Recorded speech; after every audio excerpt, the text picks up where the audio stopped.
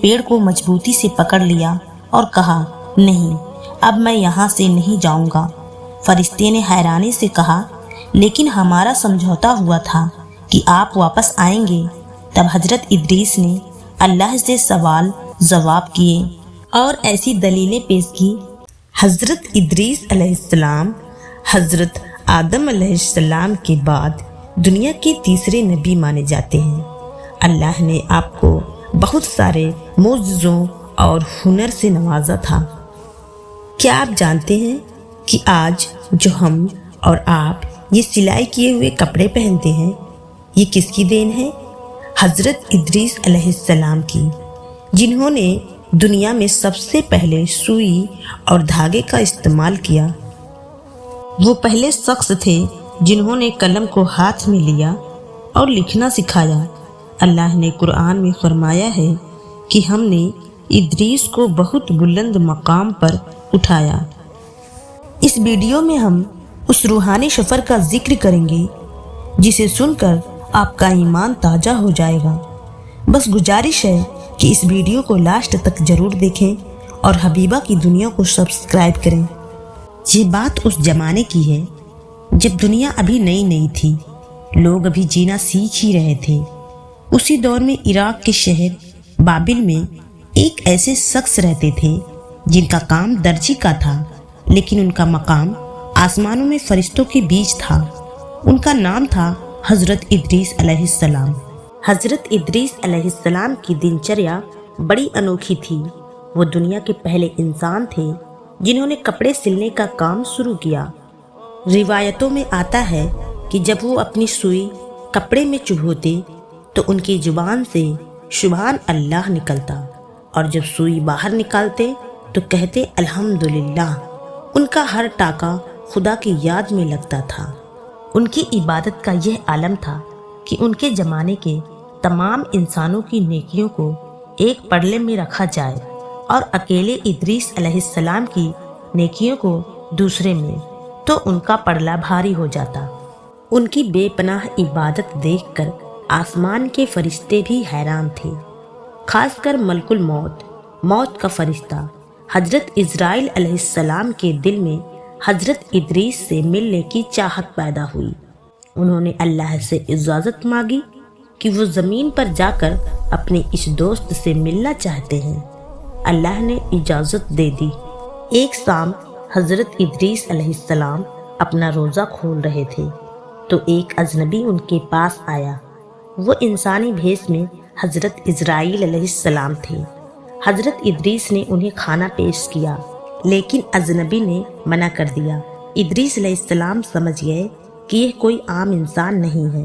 लगातार 3 रातों तक वो अजनबी उनके साथ रहा, इबादत करता रहा, लेकिन न कुछ खाया न सोया। आखिरकार हजरत इदरीस अलैहिस्सलाम ने पूछ ही लिया, ऐ अजनबी, सच बताओ तुम कौन हो? उसने जवाब दिया, मैं मौत का फरिश्ता हूँ, इज़राइल। हजरत इदरीस अलैहिस्सलाम घबराए नहीं बल्कि मुस्कुराए और कहा, मुझसे मिलने आए हो या मेरी रूह कब्ज़ करने? फरिश्ते ने कहा, मैं सिर्फ आपकी इबादत और बुजुर्गी देखकर आपसे दोस्ती करने और मिलने आया हूँ।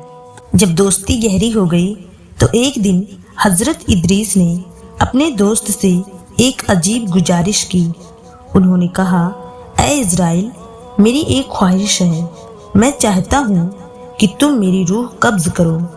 मैं देखना चाहता हूँ कि मौत की तकलीफ़ कैसी होती है, ताकि मैं अल्लाह की इबादत और ज़्यादा शिद्दत से कर सकूँ। मौत का फरिश्ता हिचकिचाया, अल्लाह के हुक्म के बिना मैं किसी की जान नहीं ले सकता। उसी वक्त अल्लाह ने फरिश्ते को हुक्म दिया कि इदरीस की बात मान ली जाए। पल भर में हजरत इदरीस अलैहिस्सलाम जमीन पर गिर पड़े।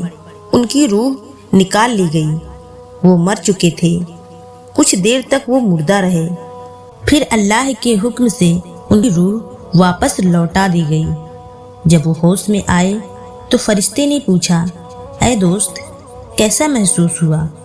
हजरत इदरीस ने कांपते हुए कहा, ऐसा लगा जैसे किसी जिंदा जानवर की खाल उतारी जा रही हो। मौत की तकलीफ बयान से बाहर है। कुछ दिन गुजरे, हजरत इदरीस की इबादत में और ज़्यादा खौफ और आजिज़ी आ गई थी। फिर उन्होंने फरिश्ते से दूसरी गुजारिश की, ऐ इज़राइल, मैं जहन्नम को अपनी आँखों से देखना चाहता हूँ, ताकि उसका खौफ मेरे दिल में बैठ जाए और मैं गुनाहों से और ज़्यादा बचूँ। अल्लाह की इजाज़त मिली। फरिश्ते ने हज़रत इदरीस अलैहिस्सलाम को अपने परों पर बिठाया और उन्हें जहन्नम के किनारे ले गए। वहाँ हज़रत इदरीस अलैहिस्सलाम ने जो देखा, उसने उनकी रूह कपा दी। आग की बड़ी बड़ी लपटें, काले धुएं के बादल और गुनाहगारों की चीख पुकार। वो मंजर इतना खौफनाक था कि हज़रत इदरीस बेहोश होने के करीब हो गए। उन्होंने आंखें बंद कर ली और कहा, बस मुझे वापस ले चलो। जहन्नम देखने के बाद हज़रत इदरीस बहुत उदास रहने लगे। मेरे दोस्त, तूने मुझे मौत दिखाई, जहन्नम दिखाई। अब मेरी आरजू है कि मैं जन्नत देखूं, ताकि मुझे पता चले कि अल्लाह ने अपने नेक बंदों के लिए क्या तैयार कर रखा है। फरिश्ता उन्हें लेकर जन्नत के दरवाजे पर पहुंचा। दरवाज़ा खुलते ही जन्नत की खुशबू बाहर आई, जो हजारों साल की दूरी से भी महसूस की जा सकती थी। हजरत इदरीस ने अंदर जाने की ख्वाहिश की। फरिश्ते ने कहा, आप जा सकते हैं, लेकिन वादा करें कि सिर्फ देखकर वापस आ जाएंगे, क्योंकि क़यामत से पहले कोई जन्नत में हमेशा के लिए नहीं रह सकता। हजरत इदरीस ने कहा, ठीक है, मैं बस देखूंगा। हजरत इदरीस जन्नत में दाखिल हुए। वहाँ की नहरें, दूध और शहद की नदियाँ, सोने और चांदी के महल और ऐसी शांति जो उन्होंने कभी महसूस नहीं की थी। वो चलते रहे, हैरान होते रहे। वे एक पेड़ के पास रुके और अपने जूतों, एक रिवायत के मुताबिक अपनी लाठी को वहीं छोड़ दिया। जब बाहर निकलने का वक्त आया तो फरिश्ते ने आवाज़ दी, ऐ इदरीस, चलिए, वक्त पूरा हुआ, वापस दुनिया में चलते हैं। लेकिन हजरत इदरीस ने एक पेड़ को मजबूती से पकड़ लिया और कहा, नहीं, अब मैं यहाँ से नहीं जाऊँगा। फरिश्ते ने हैरानी से कहा, लेकिन हमारा समझौता हुआ था कि आप वापस आएंगे। तब हजरत इदरीस ने अल्लाह से सवाल जवाब किए और ऐसी दलीलें पेश की कि फरिश्ते भी लाजवाब हो गए। हजरत इदरीस ने कहा, ऐ अल्लाह, तेरा फरमान है कि हर जान को मौत का मजा चखना है। मैंने मौत का मजा चख लिया और आपने मेरी रूह कब्ज करवाई थी, तो अब मुझ पर मौत बाकी न रही। तेरा फरमान है कि हर शख्स को जहन्नम के ऊपर से गुजरना है। मैं जहन्नम भी देख आया हूँ और उसके ऊपर से गुजर चुका हूँ। वो शर्त भी पूरी हुई। और तेरा ही फरमान है कि जो एक बार जन्नत में दाखिल हो गया, उसे फिर कभी निकाला नहीं जाएगा। अब जब मैं तेरी रहमत के अंदर आ चुका हूँ, तो तेरे ही कानून के मुताबिक तू मुझे बाहर कैसे निकाल सकता है। आसमान में खामोशी छा गई। ये एक बंदे की अपने रब से मोहब्बत भरी जिद और हिकमत थी। तभी अल्लाह की तरफ से आवाज़ आई, ऐ इज़राइल, मेरे बंदे इदरीस को मत रोको।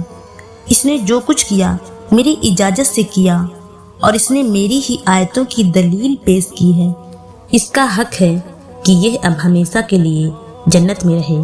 और इस तरह हजरत इदरीस वो अनोखे नबी बन गए जिन्होंने दुनिया में रहते हुए मौत को हराया। हजरत इदरीस चौथे आसमान में जन्नत की नेमतों के बीच रहते हैं।